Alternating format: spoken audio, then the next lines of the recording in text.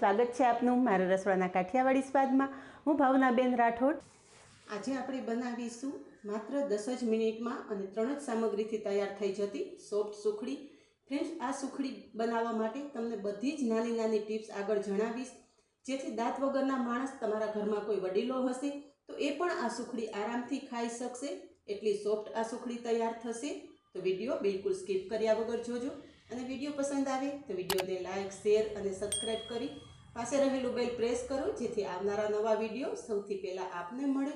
તો ચાલો બનાવીએ ઘરમાં જ રહેલી સામગ્રીમાંથી તૈયાર થતી સોફ્ટ સુખડી। સુખડી બનાવવા માટે કડાઈમાં પોણો કપ ઘી ઉમેરશું। આ ઘી જામેલું છે એટલે અત્યારે પોણો કપ છે। જો તમે પીગાળેલું ઘી લેતા હોય તો 1 કપમાં થોડું ઓછું લેશો તો ચાલશે। ઘી આપણે કડાઈમાં ઉમેરી દઈશું। શિયાળામાં જો તમે સવારમાં આ સુખડી બનાવો તો માત્ર 10 જ મિનિટમાં તૈયાર થઈ જશે અને ઘરના બધાનું સ્વાસ્થ્ય પણ ખૂબ જ સારું રહેશે। મારા ઘરમાં મારા બાળકોને તો ગરમ ગરમ સુખડી ખૂબ જ પસંદ છે, એટલે મારા ઘરમાં તો શિયાળા દરમિયાન અનેક વખત આ સુખડી બનતી હોય છે। ઘી પીગળી ગયું છે તો ઘીની સાથે આપણે 1 કપ ઘઉંનો જાડો લોટ ઉમેરશું। જે લોટ આપણે ભાખરી માટે ઉપયોગમાં લઈએ છીએ એ જ લોટનો ઉપયોગ કરી અને આ સુખડી બનાવશું। તમે ઈચ્છો તો જાડો લોટ ના હોય તો ઝીણા લોટની સુખડી પણ બનાવી શકો છો। જો તમે ઝીણા લોટની સુખડી બનાવતા હોય તો ઘીનું પ્રમાણ થોડું વધારે લેવાનું, કારણ કે ઝીણો લોટ છે એ ઘી વધારે એબ્ઝોર્બ કરતો હોય છે। હવે લોટ શેકવા ટાઈમે એક વાતનું ધ્યાન રાખવાનું છે કે ગેસની ફ્લેમ એકદમ ધીમી રાખીને આપણે લોટ શેકવાનો છે। આ રીતે સતત હલાવતા રહેશું એટલે લોટ બરોબર શેકાઈ જાય। અહીંયા તમે જુઓ કે જેમ જેમ લોટ શેકાતો જશે એમ લોટમાંથી ઘી છૂટું પડતું જશે। જ્યારે આપણે કડાઈમાં લોટ ઉમેરેલો ત્યારનું પ્રમાણ અને અત્યારનું પ્રમાણ તમે જોઈ શકો છો કે લોટ થોડો થીક થઈ ગયો છે અને ઘી એબ્ઝોર્બ કરી લીધું છે। હવે થોડી વાર પછી તમે જોશો કે જેમ લોટ શેકાતો જશે એમ તરત જ ઘી અલગ પડતું જશે। ઘણી વખત એવું બનતું હોય છે કે સુખડી બનાવવી તો એકદમ સહેલી છે, પણ ઘણા લોકોથી સુખડી એકદમ હાર્ડ થઈ જતી હોય છે। તો આજે તમે આ વિડીયોમાં હું તમને બધી જ નાની નાની ટિપ્સ જણાવીશ કે સુખડી બનાવવા માટે તમારે શું વાતનું ધ્યાન રાખવાનું છે અને કઈ રીતે સુખડી બને છે।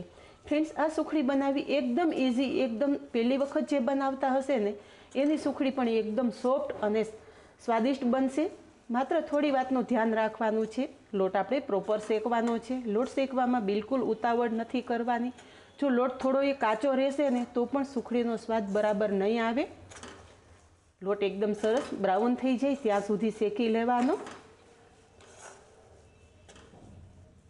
અને શિયાળા દરમિયાન તો આ સુખડી અનેક વખત બનાવીને ખાવી જોઈએ અને સુખડી જેમ ઘરમાં રહેલી સામગ્રીમાંથી જ તૈયાર થઈ જાય છે। તમારે કોઈ વસ્તુ બહાર લેવા માટે તરત જવું નથી પડે એમ। અહીંયા જુઓ કે થોડી વારમાં જેમ જેમ લોટ શેકાતો જાય છે એમ લોટ ફ્લફી બનતો જાય છે।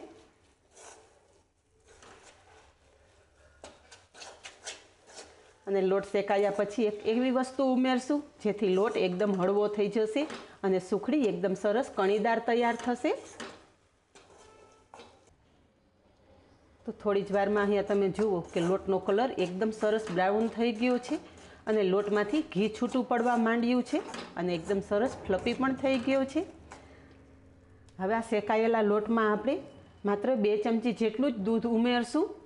દૂધ ઉમેરવાથી તમે જોશો કે લોટ એકદમ સરસ છૂટો પડવા માંડશે।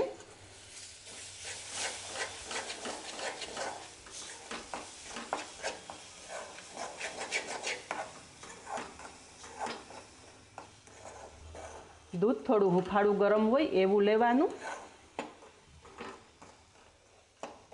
ઉમેરેલું દૂધ એબ્ઝોર્બ કરી લીધું છે તો બાકી રહેલું 1 ચમચી જેટલું દૂધ પણ ફરી ઉમેરી દઈશું। ટોટલ આપણે 2 ચમચી જેટલું દૂધ ઉમેરેલું છે। અહીં આપણો લોટ પ્રોપર શેકાઈ ગયો છે અને લોટ સાથે ઉમેરેલું દૂધ પણ સારી રીતે એબ્ઝોર્બ થઈ ગયું છે। તો હવે 1 કપ લોટ સામે હું પોણો કપ ગોળ ઉમેરું છું। ગોળ સમારીને ઉમેરવાનું જેથી તરત જ મેલ્ટ થઈ જાય। અને હવે ગેસની ફ્લેમ બંધ કરી દેવાની છે। ગેસની ફ્લેમ બંધ કરીને પછી જ આપણે ગોળ ઉમેરવાનો છે। જો તમે ચાલુ ગેસે ગોળ ઉમેરશો તો ગોળનો પાયો આવી જશે, પરિણામે સુખડી થોડી હાર્ડ થઈ જશે। ચમચાથી પ્રેસ કરતું જવાનું અને ગોળને આપણે સુખડી સાથે સારી રીતે મિક્સ કરતું જવાનું. હવે છેલ્લે સુખડીમાં 1/4 ટીસ્પૂન જેટલી સૂંઠ પાવડર ઉમેરું છું અને થોડી બદામની કતરણ ઉમેરું છું. આ બંને વસ્તુ નાખવી ટોટલી ઓપ્શનલ છે, પણ શિયાળાની સિઝનમાં આ રીતે થોડો સૂંઠ પાવડર ઉમેરશો તો સ્વાસ્થ્ય માટે પણ ખૂબ જ સારું છે. નહીંતર માત્ર 3 સામગ્રીમાંથી જ આપણી આ સુખડી તૈયાર થઈ જશે. અહીં આપણી સુખડી એકદમ સરસ મિક્સ થઈ ગઈ છે. તો ગ્રીસ કરેલી પ્લેટમાં આપણે સુખડી લઈ લઈશું.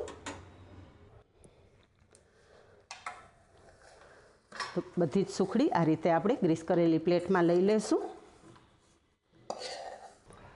અને ફ્લેટ તળિયાની વાટકી ઉપર ઘી લગાવી અને આ રીતે પાથરી દઈશું.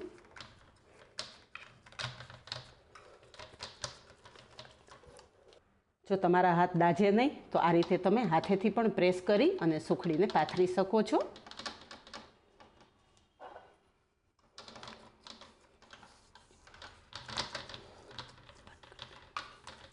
સુખડી મેં પ્લેટમાં આ રીતે પાથરી દીધી છે. ઉપર થોડી બદામની કતરણથી ગાર્નિશ કરશું.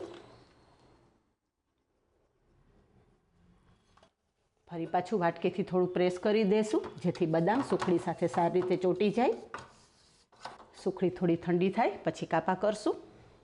અહીંયા સુખડી ઠંડી થઈ ગઈ છે તો કટ લગાવી લેશું.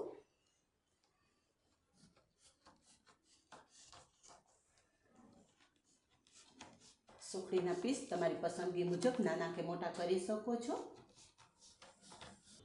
અહીંયા તમે જુઓ એકદમ સોફ્ટ એવી આપણી સુખડી તૈયાર થયેલી છે. ટુકડા કરતાં હાથેથી ટુકડા થઈ જાય છે. તો અહીંયા તમે જુઓ કે આપણી સુખડી એકદમ પોચી થયેલી છે. હાથેથી બિલકુલ પ્રેસ કર્યા વગર પણ આ સુખડીના ટુકડા થઈ જાય છે.